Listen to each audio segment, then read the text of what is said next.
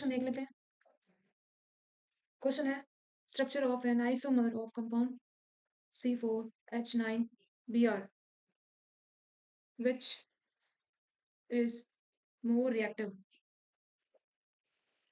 towards SN1. which isomer isomers क्या होते हैं? जैसे ये 4 कार्बन है, इनका सबसे सिंपल स्ट्रक्चर क्या बन सकता था? 1 2 3 4 5 6 7 8 9, ये 9 हाइड्रोजन और 1 Br। ये सिंपल स्ट्रक्चर बन सकता था इससे सबसे। और भी स्ट्रक्चर बन सकते हैं अगर हम टर्शरी देखें, सेकेंडरी, प्राइमरी, बट इसने पूछा है C4H9Br which is more reactive towards SN1। SN1 की तरफ ज्यादा रिएक्टिव कौन है? तो यहाँ लिखेंगे कंसेप्ट। मैंने बताया था SN1 और SN2 में जो रिएक्टिविटी सीरीज है वो ये है, ये 3 की तरफ ज्यादा रिएक्टिव है और SN2 जो है वो 1 से ज्यादा रिएक्टिव है। 1 2 एंड 3 ऐसे चलेगा ऑर्डर। तो हम 3 डिग्री बना लेंगे इसका। 3 डिग्री कैसे बनेगा? एक कार्बन 3 कार्बन से जुड़ा है, टर्शरी। ये हो गए 4 कार्बन। अब हाइड्रोजन जोड़ देंगे, 1 2 3 4 5 6 7 8 9 और ये हो गया हमारा Br। ये हो गया हमारा आंसर। तो कुल मिला के ये हमारा स्ट्रक्चर है जो कि SN1 की तरफ ज्यादा रिएक्टिव है एज कंपेयर टू प्राइमरी। और सेकेंडरी की तो बात ही नहीं हो रही है।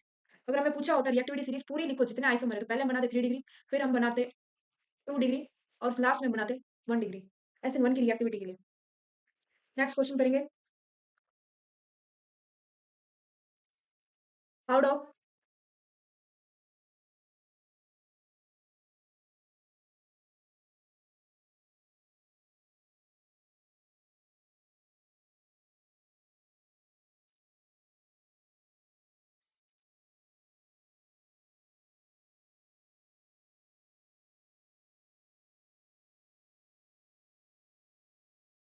नेक्स्ट क्वेश्चन है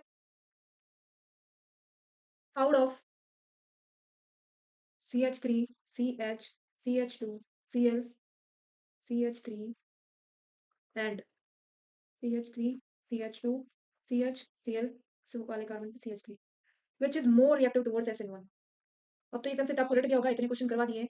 SN1 की रिएक्टिविटी सीरीज 3 2 1 होती है, तो इसमें टर्शरी या सेकेंडरी कौन सा है उस हिसाब से हम देखेंगे। हाइड्रोजन हम हटा देंगे तो हमारा क्वेश्चन इजी हो जाएगा।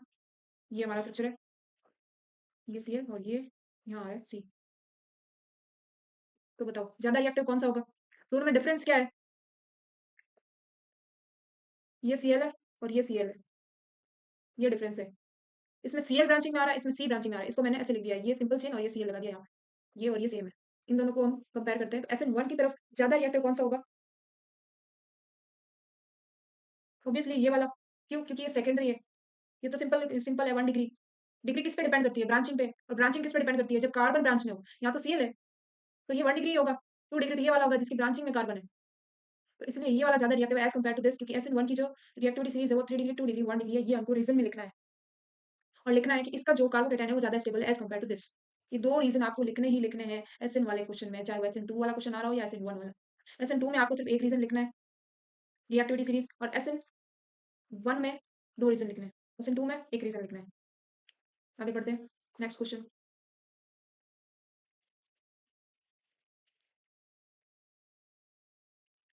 नेक्स्ट क्वेश्चन है SN2 के लिए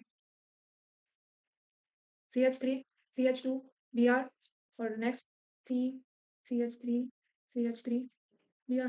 सामने दिख रहा है ये टर्शरी है, ये प्राइमरी है, तो ये ज्यादा रिएक्टिव होगा एज कंपेयर टू दिस। क्यों? क्योंकि इसमें जो है लीनियर चेन है। इसमें सेकंड रीजन हम लिख सकते हैं हिंड्रेंस कम है। अगर हम लिखना चाहें हिंड्रेंस क्या होता है? एक कार्बन तीनों तरफ से गिरा हुआ है तो न्यूक्लियोफाइल अटैक नहीं कर पा रहा है, क्योंकि ये न्यूक्लियोफिलिक रिएक्शन है ना, सब्स्टिट्यूशन, न्यूक्लियोफिलिक सब्स्टिट्यूशन। इसलिए यहाँ लिखेंगे हिंड्रेंस कम है, इसलिए SN2 की तरफ ये वाला ज्यादा रिएक्टिव है एज कंपेयर टू दिस। उसके बाद नेक्स्ट क्वेश्चन देख लेते हैं। ये तो थे कुछ SN वाले क्वेश्चन। जितने पॉसिबल क्वेश्चन है हेलो एल्केन्स और हेलो अरीन्स के हम सारे करेंगे। नेक्स्ट क्वेश्चन है CH3Br ट्रीटेड विद KCl तो क्या रिएक्शन आएगी? इसका भी कंसेप्ट लिख लेते हैं। तो ये हमने पढ़े थे एम्बाइडेंट लिगेंड में,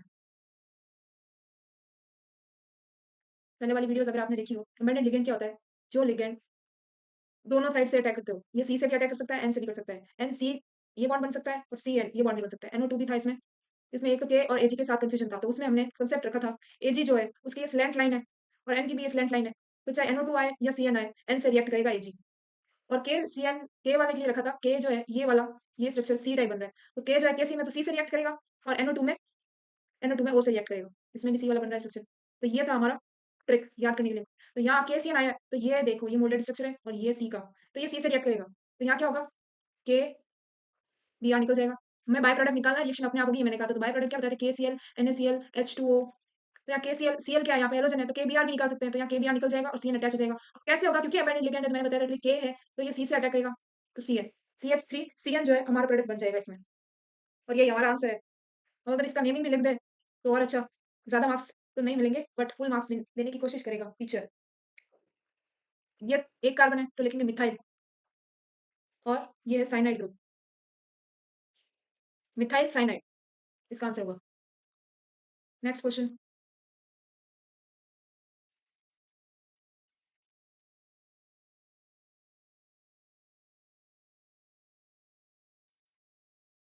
नेक्स्ट क्वेश्चन दिया, ethyl chloride treated with aqueous KOH, तो हमें क्या मिलेगा। पहले तो हम इसका स्ट्रक्चर बना लेते हैं इथाइल क्लोराइड का, क्या बनेगा, ये हो गया एच Cl। एच हम लगाए नहीं लगाए एक ही बात है, तो हम एच नहीं लगा रहे हैं इसमें, एक्वस KOH। अब क्योंकि मैंने बताया था के और Cl आउट हो जाएगा, पीछे क्या बचेगा, CCOH, ये हमारा बन गया प्रोडक्ट। इसकी नेमिंग क्या होगी, एथ, दो कार्बन है एथ, और OH जो है वो अल्कोहल का फंक्शनल ग्रुप है, तो इसका सफिक्स क्या लगेगा, जैसे मैंने बताया था प्रीफिक्स आगे लगता है, सफिक्स पीछे लगता है नेमिंग में, तो सफिक्स लगेगा ऑल, तो हम लिखेंगे इथेनॉल, इथेनॉल ये होगा इसका आंसर। अगर इसके एच जोड़ दो तो और ही अच्छा, तो इसको हम ये से भी लिख सकते हैं CH3CH2OH, ये हमारा प्रोडक्ट बनेगा। और इस रिएक्शन को हम क्या बोलते हैं, हाइड्रोलाइसिस। हाइड्रोलाइसिस क्यों, क्योंकि यहाँ पे OH जुड़ रहा है, तो होगा हाइड्रोलाइसिस। ये एक्स्ट्रा नॉलेज के लिए, वहां नहीं लिखना है, वहां से प्रोडक्ट लिखना है आपको। Next question. नेक्स्ट क्वेश्चन है, methyl bromide converted two methyl isocyanide, क्या ऐड करेंगे, प्रोडक्ट क्या होगा, वो पूछा है। तो अभी की थी ये रिएक्शन, पहले तो बना लेते हैं मिथाइल ब्रोमाइड। मैथ में एक ही कार्बन आएगा, ये हमारा स्ट्रक्चर है, एच लिखो नहीं लिखो आपकी मर्जी है। इसमें क्या ऐड करेंगे कि हमारे पास आ जाए मिथाइल आइसोसाइनाइड। अभी यहाँ पे कंफ्यूजन है, साइनाइड है या आइसोसाइनाइड है।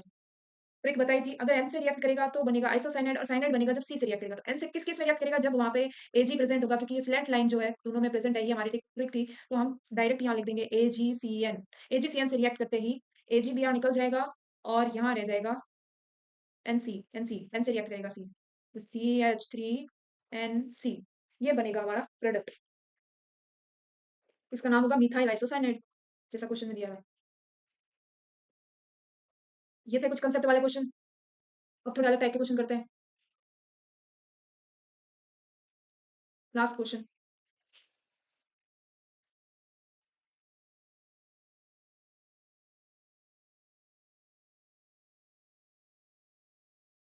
क्लोरोबेंजीन दिया हुआ है आपको, उसको रिएक्ट करना है CH3COCl in presence of anhydrous AlCl3, तो हमें प्रोडक्ट क्या मिलेगा, ये पूछा है।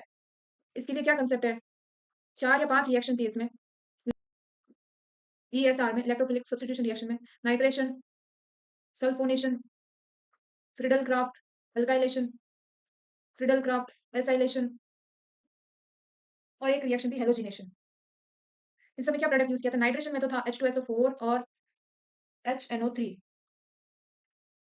दोनों ही कॉन्क कंसंट्रेटेड थे। सल्फोनेशन में हमने यूज किया था conc H2SO4। Friedel Crafts alkylation में था, एनहाइड्रस कंडीशन तो दोनों में थी, AlCl3, उसके साथ था CH3Cl, और एसाइलेशन में CH3COCl, हेलोजिनेशन में Cl2 एनहाइड्रस AlCl3। फाइन। तो हमें क्या करना है, CH3COCl वाली रिएक्शन है, तो इसको क्या बोलेंगे, एसाइलेशन। अब ये याद कैसे करेंगे, CH3Cl जो है वो एल्काइलेशन है, फ्रिडल क्राफ्ट एल्काइलेशन, और CH3COCl जो है वो एसाइलेशन है।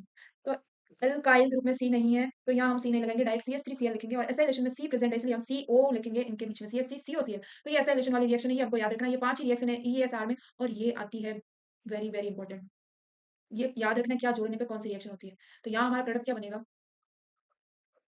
ये Cl है, तो हमारा जो CH3COCl है वो जुड़ जाएगा यहाँ।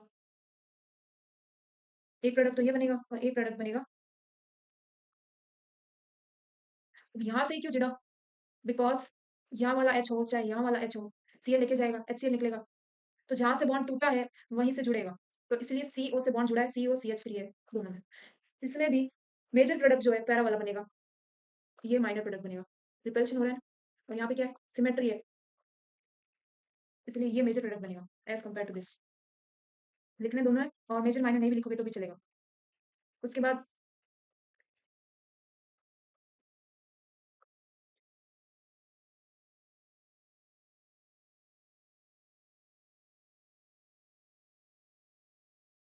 so thank you friends for watching. Do like and subscribe.